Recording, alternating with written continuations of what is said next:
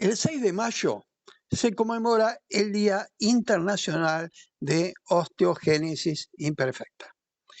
Como en otras oportunidades, vamos a tener un diálogo con una persona, con un paciente que sufre esta patología.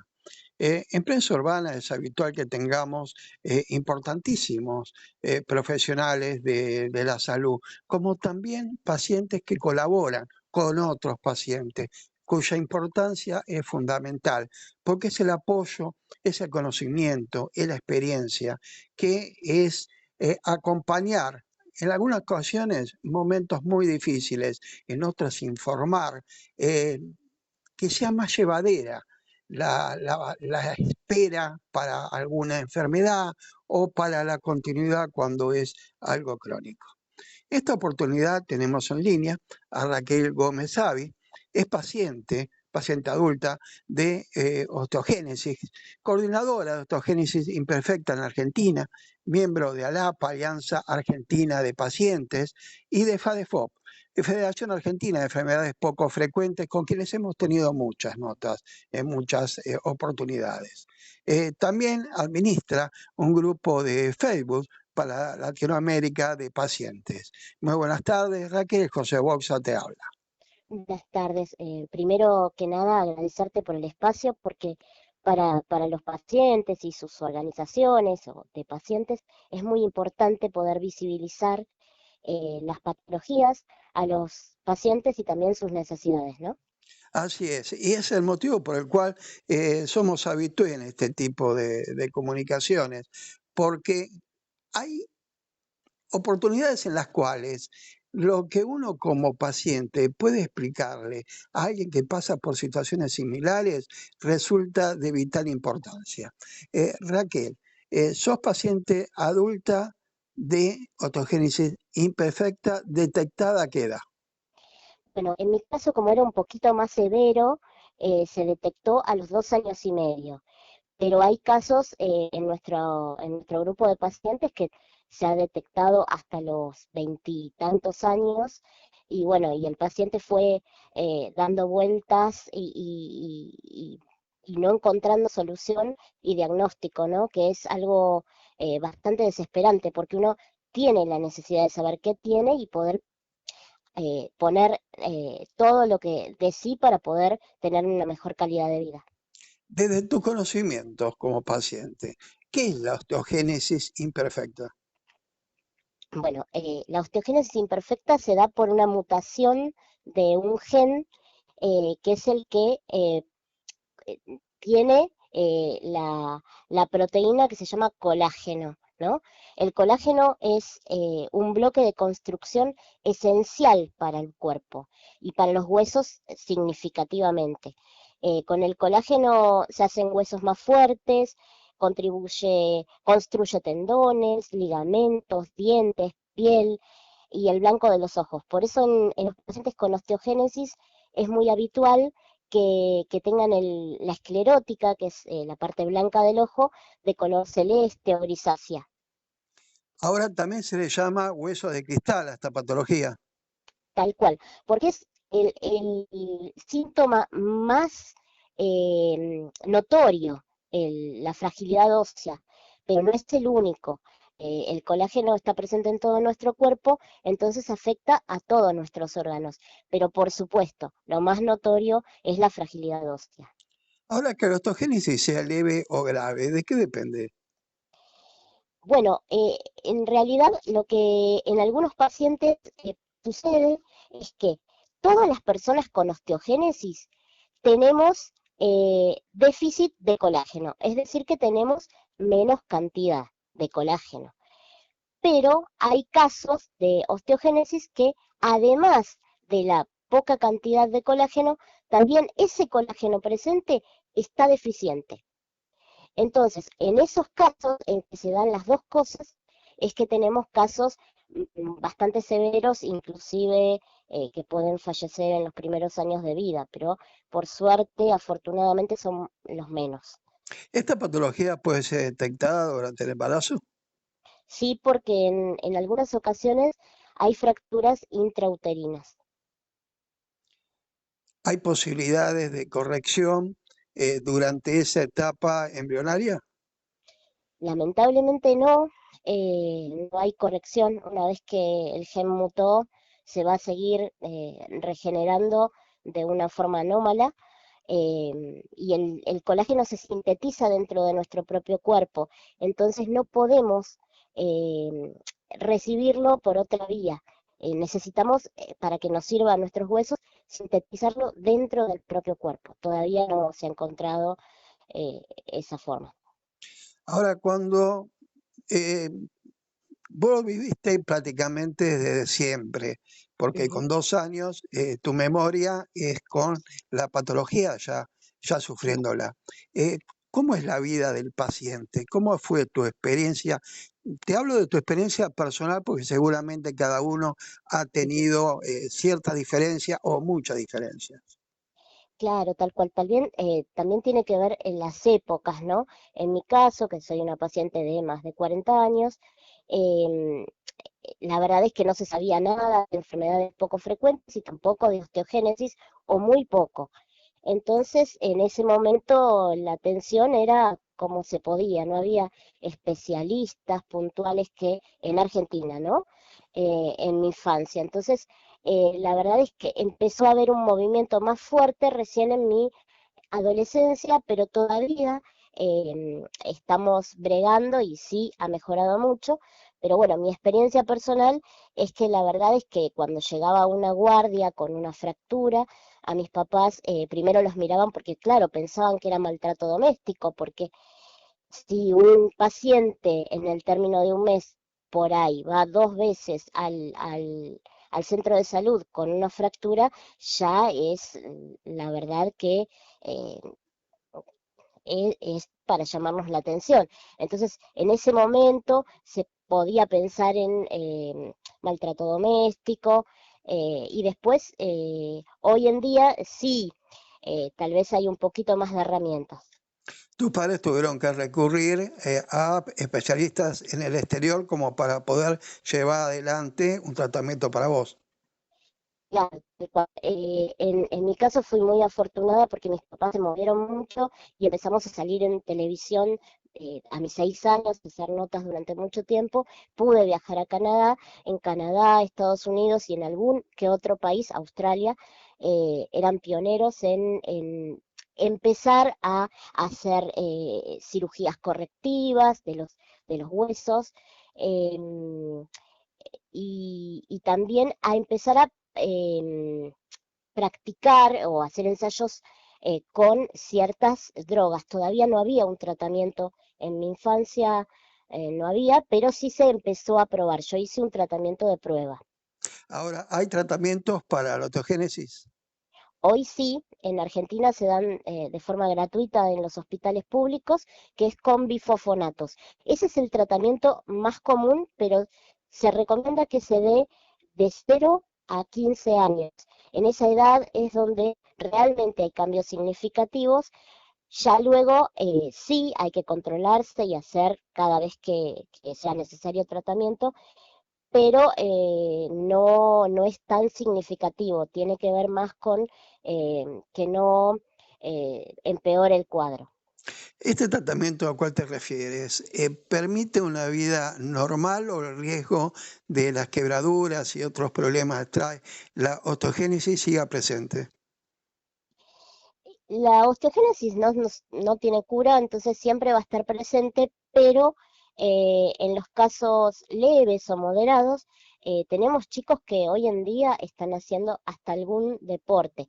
Hablo de deportes sin impacto, ¿no? Hay deportes que se pueden hacer y que no representan un riesgo, por ejemplo.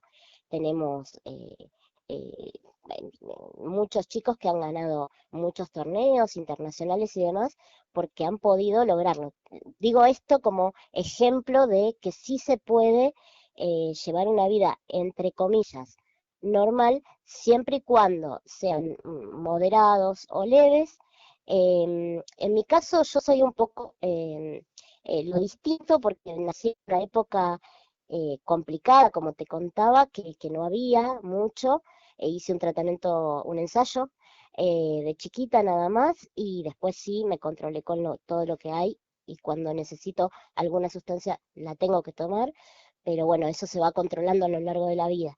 En mi caso, soy usuaria de silla de ruedas motorizada, no camino desde los 2 años y medio, y a pesar de tener una severidad importante, he logrado vivir de forma independiente y demás. Creo que mucho de eso es lo que hay que comunicar, ¿no? También, que mucho está en nosotros también, de poder a esos obstáculos que se nos presentan, poder superarlos. ¿Pudiste tener un estudio? Sí, sí, sí, soy procurador, también me formé como coach y trabajo, vivo de forma independiente. Tuve un hijo que afortunadamente no tuvo la patología, no tiene la patología. Entonces, bueno, dentro de todo vivo una vida normal, sí cuidándome, sí. Eso va a estar conmigo presente toda la vida, pero sí me he podido desarrollar. Mencionas que tienes un hijo que no ha heredado la osteogénesis. ¿Está presente también en forma hereditaria? ¿Tenías ese temor? Claro, la patología osteogénesis imperfecta es genética, o sea que está en el gen, pero puede ser hereditaria o no. En mi caso, en mi familia, se dio por una mutación de novo, una mutación que apareció, todavía no se sabe por qué, y soy el único caso en mi familia con osteogénesis. Pero sí sabemos que hay una posibilidad, una vez que uno lo tiene, de poder tener descendencia con osteogénesis. En mi caso, afortunadamente, no pasó. Ahora, ¿se puede detectar la osteogénesis con algún tipo de examen, análisis? Sí, en el quinto mes de embarazo se puede hacer una amniocéntesis, que es un pinchacito que se da eh, en la pancita de la embarazada, y se saca un poquito de líquido amniótico y ahí se puede detectar. También se puede detectar con scan fetales si son casos moderados o un poquito más severos, pero estamos hablando de un embarazo ya avanzado, de unos 4 meses y medio en adelante, no antes. Digamos que no es un examen habitual, es algo que hay que Claro, ir cuando se presume, por una cuestión que hablábamos recién, hereditaria, la claro, posibilidad de tener osteogénesis dentro del grupo familiar. claro. Si aparece de forma espontánea como primera situación familiar, uno no va a pedir ese estudio, es verdad. ¿Tiene mucha incidencia esta patología? Eh, Tenemos una prevalencia de un caso cada 20.000 habitantes. Por eso está en las enfermedades poco frecuentes. Claro, pertenece a ese grupo. Igualmente, bueno, en Argentina, si sacamos la cuenta, somos varios. Entonces, bueno, siempre es bueno hablar de estos temas porque son temas que la verdad es que cuando no nos pasó o no tenemos un conocido, un amigo o un familiar, las desconocemos en muchos casos. Ahora, Raquel, con las dificultades que has tenido, bien comentas, pudiste estudiar, desarrollaste una carrera, tienes un trabajo, tuviste un hijo, desarrollaste una vida que para otros a lo mejor les resulta el solo pensarla muy difícil. Eh, ¿Cómo lo asumiste? ¿Qué importancia tuvo tu familia en esta labor tuya? Y sí, todo es un proceso, no está, contarlo a veces es tan fácil, pero la verdad es que lleva años y como todo paciente pasa por distintos periodos, la aceptación, la superación, o sea, es todo un camino largo que se enfrenta a la familia y el paciente. Yo tuve apoyo, como te decía anteriormente, de mi familia que se movió para investigar y a pesar de que no había nada de información aquí, la buscó afuera, encontraron los recursos. Pero, pero bueno, después mucha fuerza, ¿no? De voluntad y también apoyarse en amigos, conocidos y en un buen entorno. Es difícil igualmente porque el dolor físico está, porque, bueno, los obstáculos que hay que, muchas veces personas con discapacidad tenemos muchos obstáculos al momento de viajar o edilicio, al momento de estudiar y demás, y entonces uno se enfrenta a distintas dificultades y va superándolas con el tiempo. No voy a decir que hay momentos que son agotadores, pero vale la pena seguir adelante. Cuando te hice la presentación, desarrollé una serie de participaciones que tienes con diferentes grupos. Eh, ¿Qué te lleva a esta participación en estas iniciativas donde lo que se contempla justamente son grupos de personas con diferentes patologías? Claro, en mi caso lo que me pasó es que cuando era chiquita hay un dato que a mí me marcó de chica, ¿no? Que era que cuando íbamos a consultas médicas, yo solía escuchar, teniendo 2, 3, 4, 5, 6 años, que le decían que no iba a vivir mucho tiempo, que iba a fracturarme toda la vida. Y la verdad es que para mí fue demoledor por esos años escuchar eso, porque sinceramente me lo creí, digo, no es que no haya tenido dificultades, pero escucharlo de chiquita, todas esas cosas, me hizo mal. Hubo un tiempo que estuve, te diría, con presión, hice mi terapia y todo, ¿no? Para superar esa situación. Y me parece que está bueno poderle transmitir a otros pacientes que hoy son chiquitos que eso es algo que nadie lo puede decir. Nadie puede saber cuánto va a vivir el otro. Aún en casos súper graves, ¿no? Y con patologías muy, muy complicadas. Podemos dar un pronóstico, pero la verdad es que ese pronóstico puede variar mucho y no iba, yo no sabía que en la adolescencia iba a mejorar y que iba todo mi sistema hormonal iba a hacer que me sintiera mucho mejor y demás. Esa información yo no la tuve en ese momento. Y la verdad es que hubiera sido súper alentador para mí saberlo porque creo que hubiera hecho, mira lo que te digo, más cosas de las que hice por temor, ¿no? ¿Tenés todavía iniciativas para llevar adelante, inquietudes que a lo mejor el tiempo todavía te están esperando?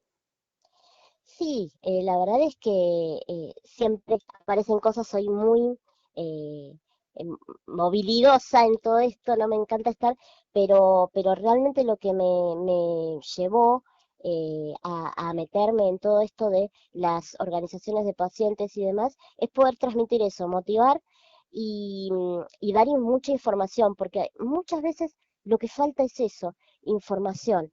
Es importante que se puedan atender, que puedan sentir los padres también un acompañamiento entre familias, porque es muy difícil al principio cualquier diagnóstico, ¿no? De una enfermedad crónica. Entonces, acompañarse y ver al otro, todos los avances que ha hecho, creo que es muy importante para transmitir. Raquel, ¿cómo se conectan contigo? ¿Cómo pueden acceder a esta información que tienes en abundancia para brindar sobre la osteogénesis imperfecta? Bueno, tenemos una página que se llama OI Argentina, también estamos en Facebook con el mismo nombre y también Osteogénesis Imperfecta Latinoamérica. En cualquiera de esas vías estamos todos conectados y todos ahí como para muchas veces escuchar al otro y también alentar al otro, ¿no? Para poder hacer más llevadero este caminito que iniciamos a partir de el diagnóstico. Raquel Gómez Avi, muchísimas gracias y felicitaciones por la labor que has venido desarrollando, que seguramente va a seguir en aumento y que tanta gente necesita estos mensajes. Cuando el desaliento llega, siempre la palabra hacia adelante tiene que estar presente. Así es, tal cual. Muchísimas gracias. Gracias a vos, Raquel.